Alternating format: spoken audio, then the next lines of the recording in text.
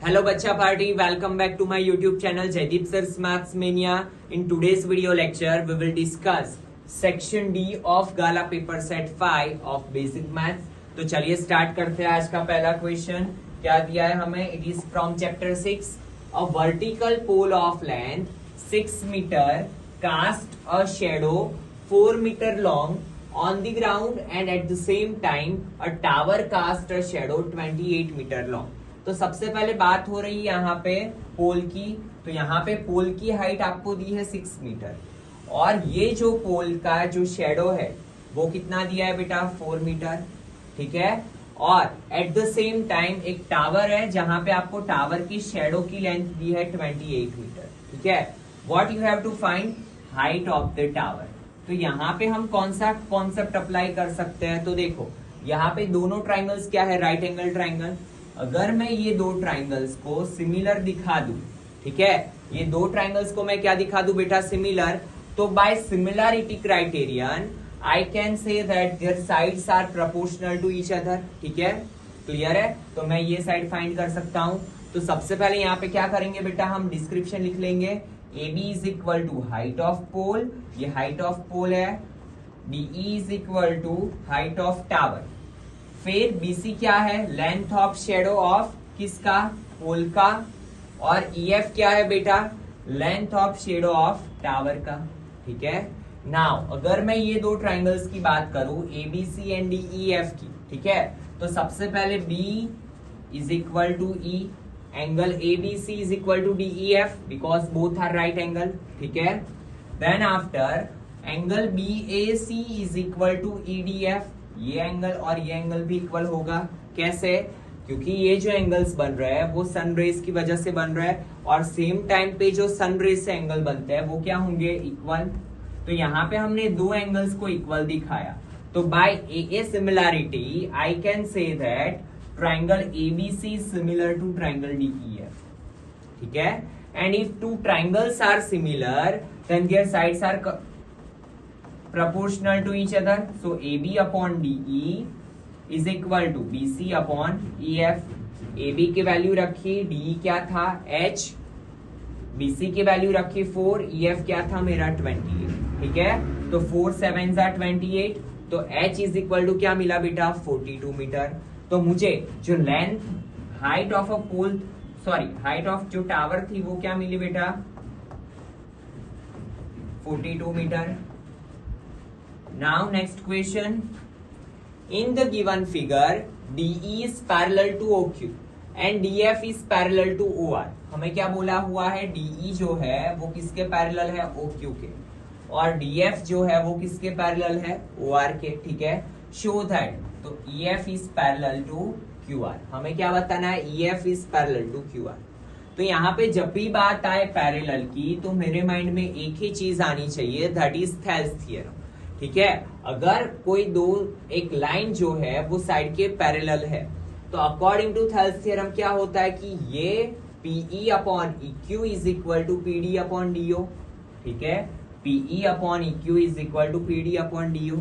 Now अगर मैं बात करूं ये ट्राइंगल की, कौन से? POR की. ठीक है. तो यहाँ पे दिया है DF is parallel to OR. ठीक है. हमें क्या बताया हुआ है बेटा? DF is parallel to OR. तो मैं क्या बोल सकता हूं? According to Thales PD upon DO is equal to PF upon FR.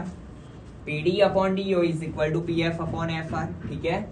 सो अगर मैं फर्स्ट एंड सेकेंड इक्वेशन की कंपैरिजन करूं तो PE upon EQ is equal to PD upon DO है and PD upon DO is equal to क्या है? PF upon FR. तो मैं यहाँ पे क्या लिख सकता हूँ? PE upon EQ. PD upon DO की जगह पे क्या लिख सकता हूँ? PF upon FR. नाउ अगर मैं ऑब्जर्व करूं ये ट्राइंगल को PQR को तो PE upon EQ is equal to PF upon FR. और अगर ये साइड्स के रेशियोज प्रोपोर्शनल है तो according to converse of Thales theorem, ठीक है, कन्वर्स ऑफ थेल्स थ्योरम में क्या बोल सकता हूं? EF is parallel to QR. क्या बोल सकता है बेटा? EF is parallel to QR. ठीक है. चलिए नेक्स्ट क्वेश्चन देखते हैं.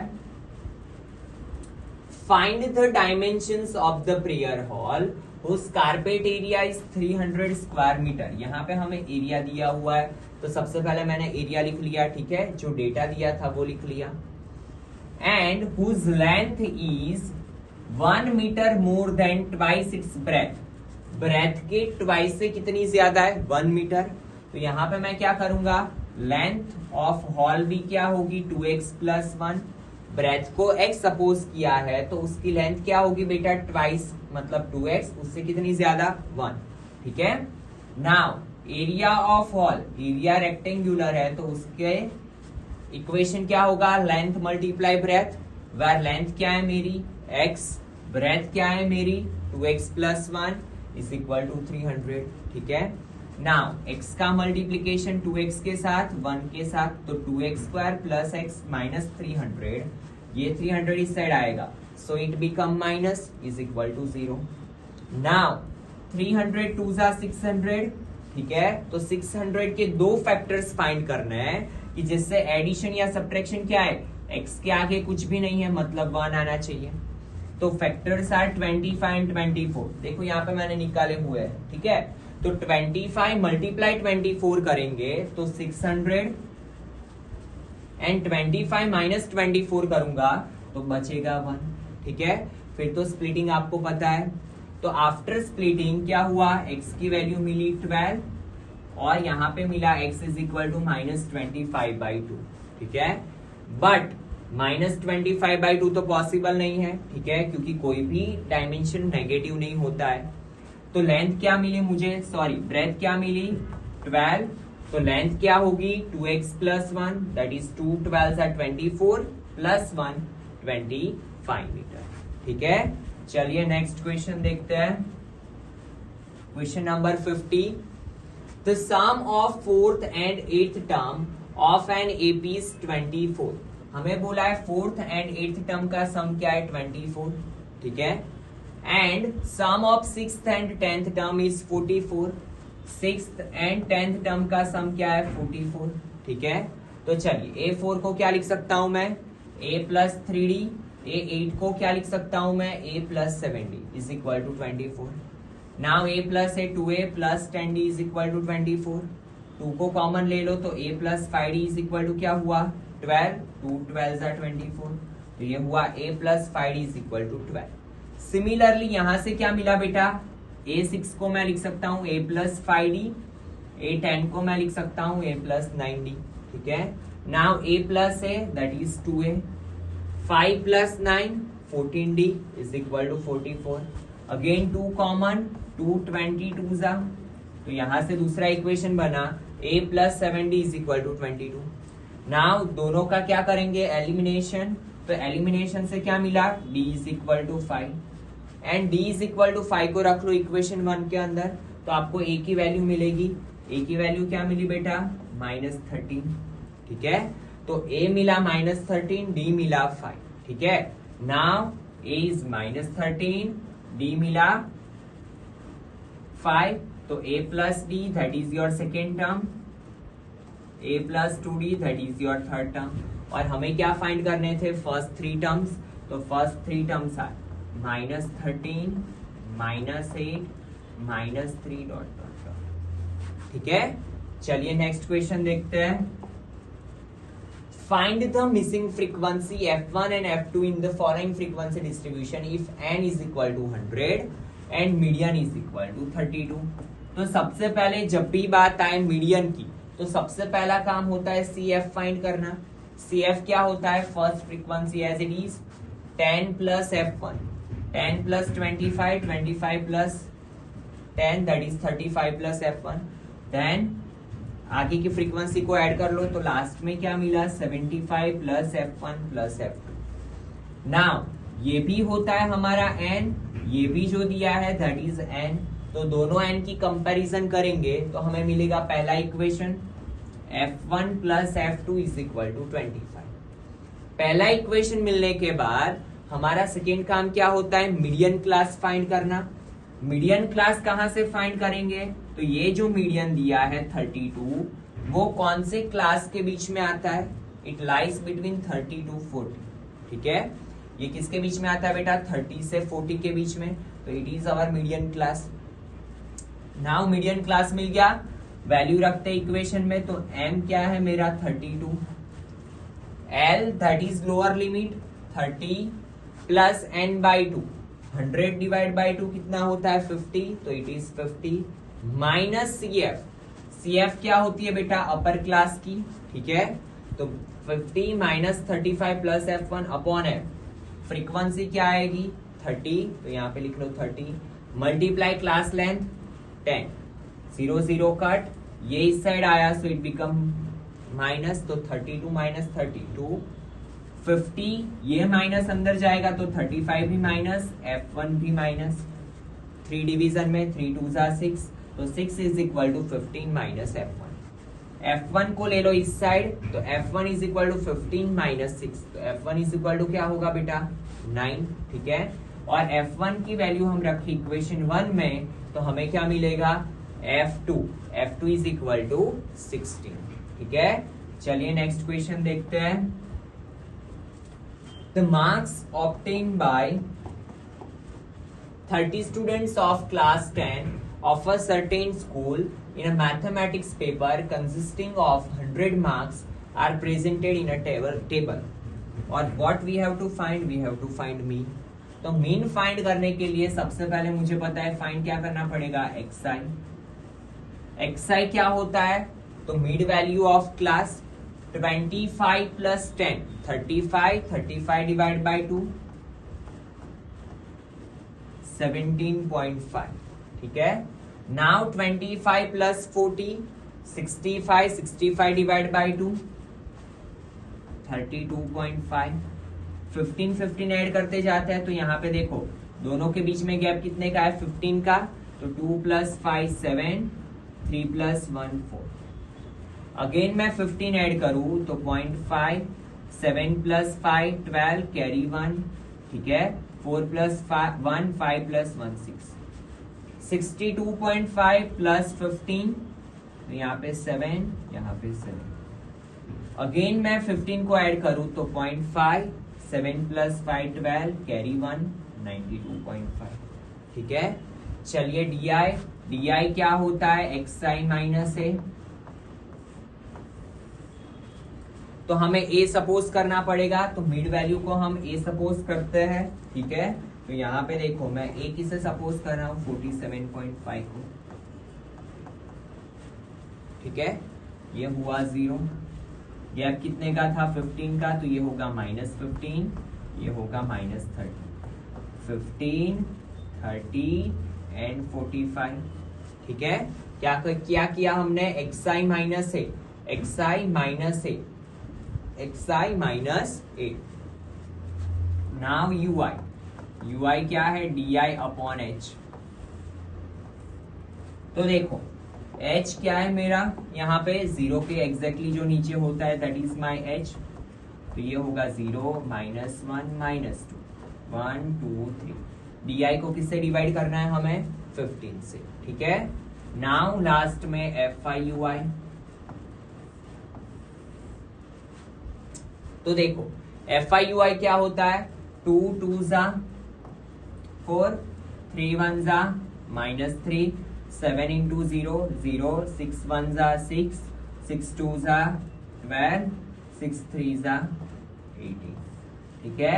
तो 12 प्लस 6 18, 18 प्लस 18 36, ये क्या है -7, तो यहाँ पे लिखेंगे sigma fi ui is equal to 36 minus 7 that is 29, sigma fi ui मिल गया।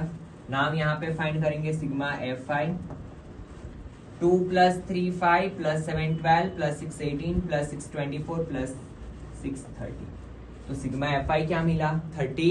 चलिए इक्वेशन में वैल्यू पुट अप करते हैं, यहाँ पे लिख लेता हूं बेटा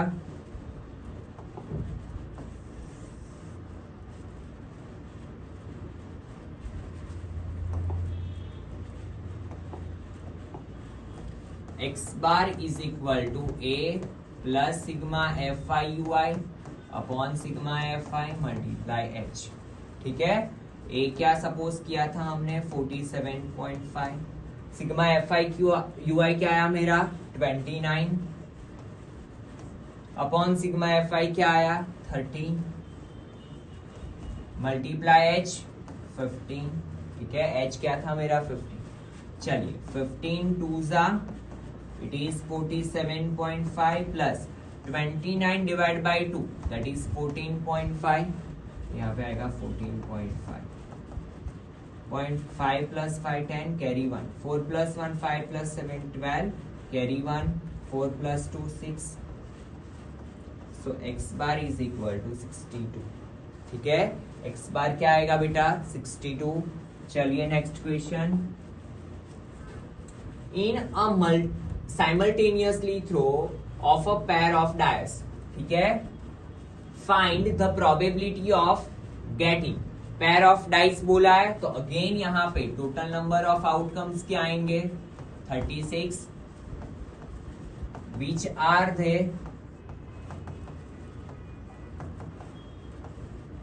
कौन से होंगे वो 1 1 1 2 1 3 1 4 1 5 1 6 2 1 2 2 2 3 2 4 2 5 2 6 3 1 3 2 3 3 3 4 3 5 3 6 4 1 4 2 4 3 4 4 4 5 4 6, ठीक है, 5 1 5 2 5 3 5 4 5 5 5 6 6 1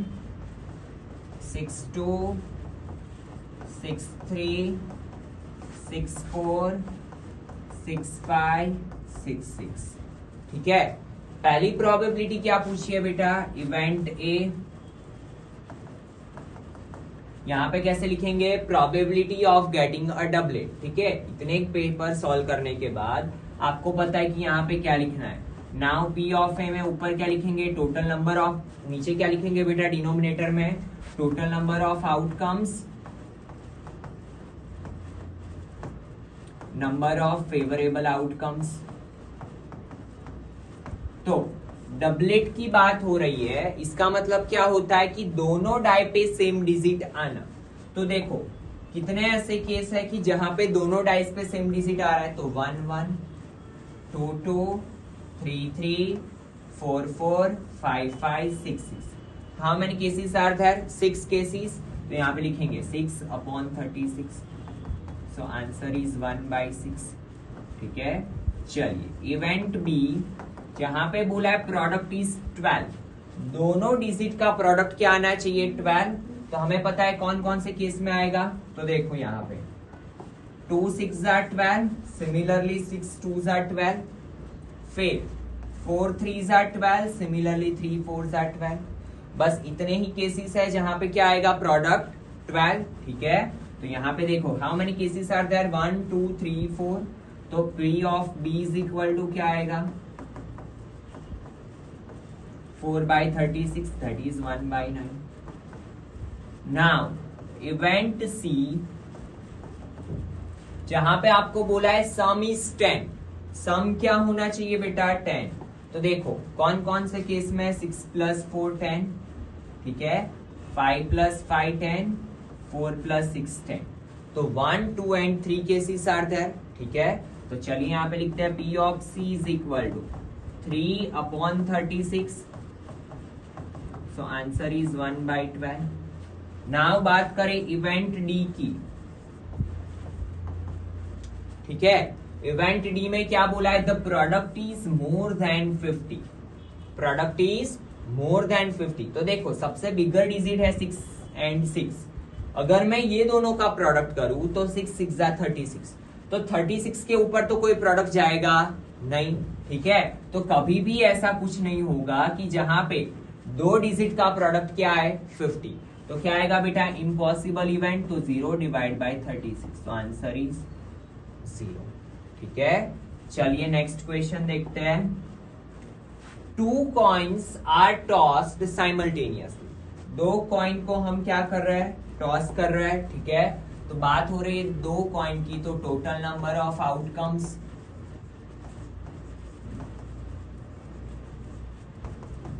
2n, दैट इज 2 क्या आएगा 4, ठीक है। नाउ पहली प्रोबेबिलिटी P ऑफ ए, आपको ऊपर लिख लेना है इवेंट ए करके, प्रोबेबिलिटी ऑफ गेटिंग 1 हेड, ठीक है। तो सबसे पहले ये 4 आउटकम्स क्या होंगे, कैसे लिखेंगे, तो देखो 4 का हाफ क्या होता है 2, तो 2 बार h लिखो, 2 बार t लिखो।